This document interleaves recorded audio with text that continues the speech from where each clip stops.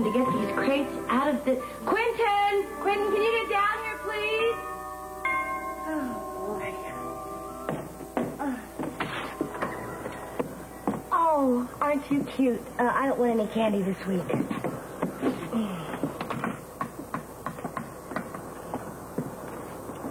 I'm not selling candy. Okay, all right. I'll take 2 boxes. Excuse me, but does Quentin Chamberlain live here?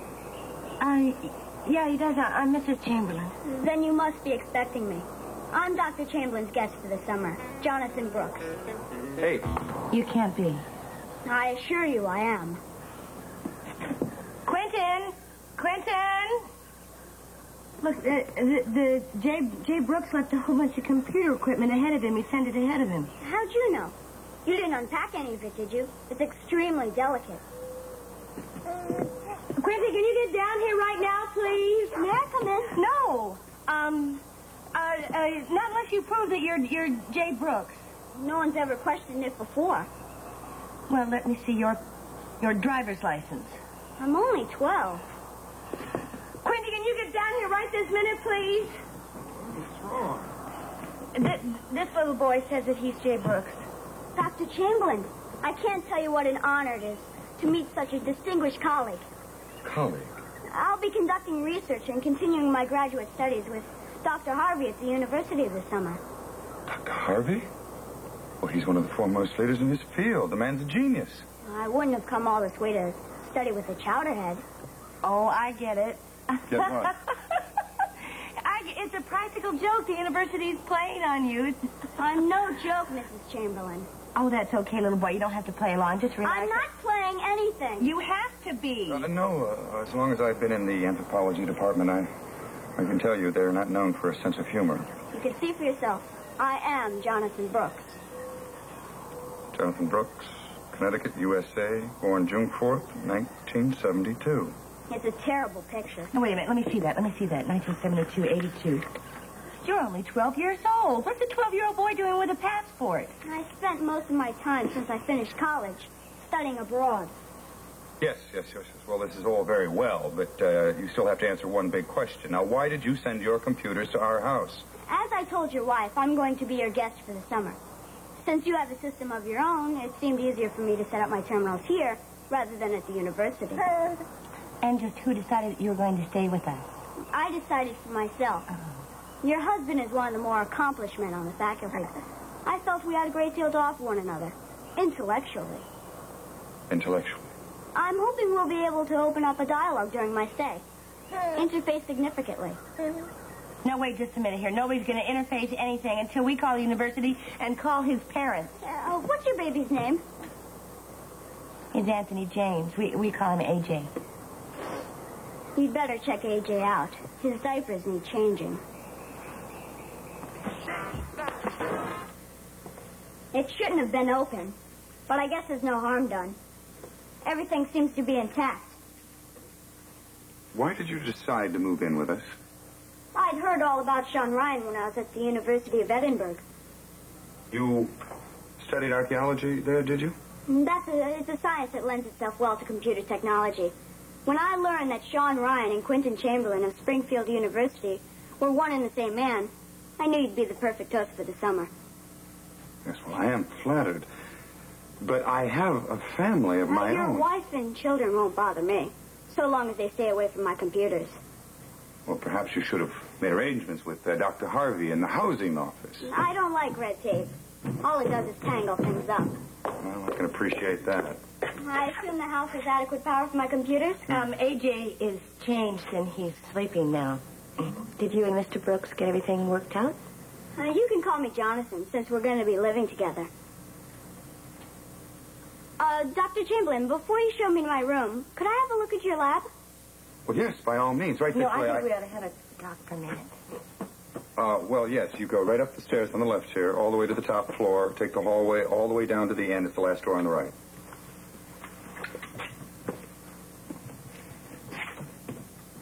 I thought you were going to say something to him.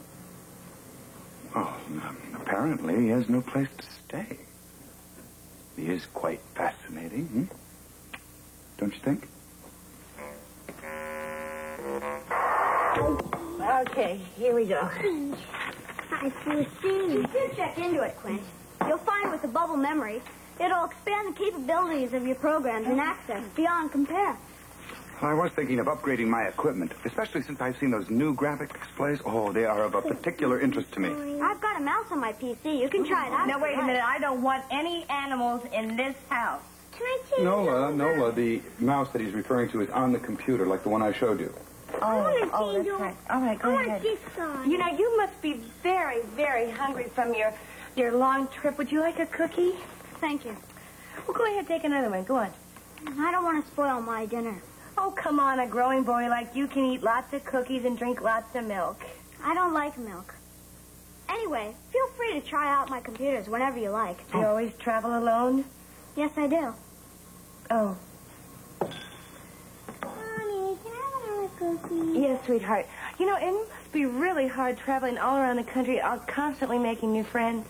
My computers are my friends. Oh. That's terrible. You know, I'm wondering, I bet we could introduce you to a lot of kids your own age. Why?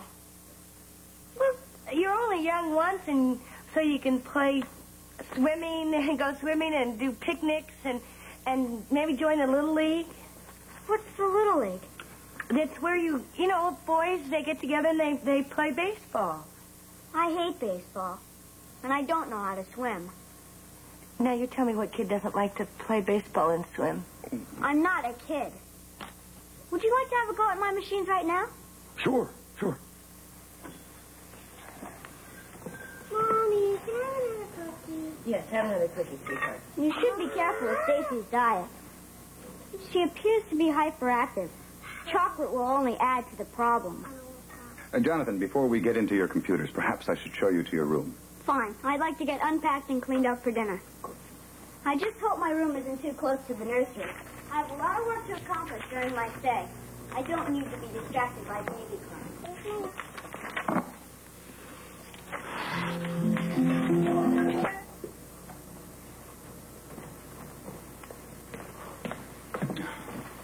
Well, what do you think of our mysterious Mr. Brooks?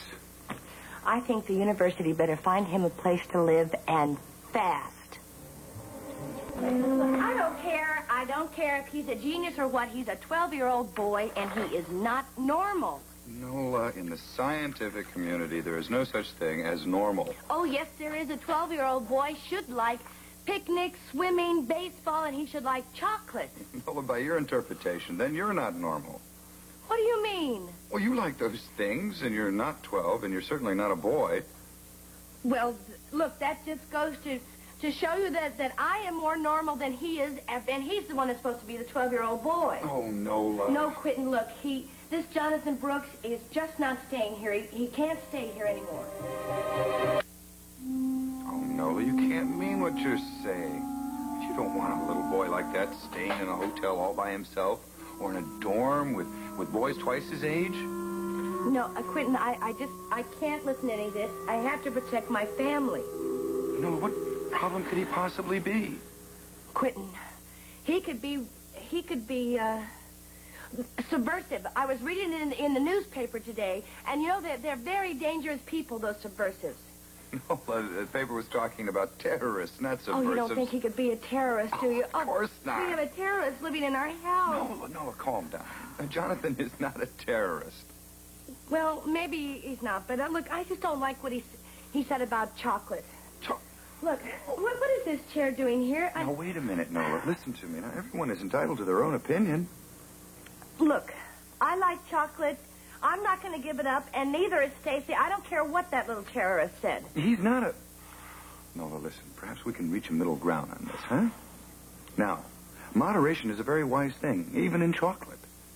And instead of allowing Jonathan to terrorize you, as you say, perhaps you could subvert him into having an occasional cookie. Stop making fun of me. Oh, Nola, honey, it's your unique point of view that makes me love you so much. Mwah. I'll tell you something else that's unique around here. That Jonathan Brooks. I don't know, I've just never met anybody like him before. Yes, you have. Oh, no, I haven't. I haven't met anybody. Who? You married him. Oh, you're not at all like Jonathan Brooks. Well, I was. No, No, I wouldn't have married you if you were anything like Jonathan Brooks. No, I don't think you would have when I was 12. Oh, Quentin, now listen, I'm serious. I'm very serious. I want us to be alone this summer, just the four of us, you know, the kids and you and me, and I don't want any strangers in the house. Having a house guest upsets you that much? Not a house guest, that house guest. I want us to have a nice summer together. I want us to be able to go on picnics and go swimming and build campfires and I roast weenies and marshmallows and tell ghost stories and everything. No, Quentin, as sure as I'm standing here, that little kid is going to mess up everything. He's going to have a lousy time, and then everybody's going to have a lousy time. Nola, no one is going to spoil our life together. Well, he sure has a good shot at it. Nola, if it upsets you that much, I'll have a talk with him after breakfast. Now, can we eat? I am starving. No, we can't. You said that you're going to help me with AJ's gurgling, so you're going to help me record them this morning. You know, you're forgetting a lot of things lately, Quentin. I just don't understand.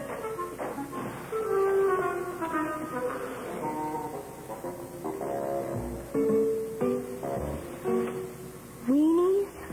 Marshmallows? Baby gurgles? Yuck.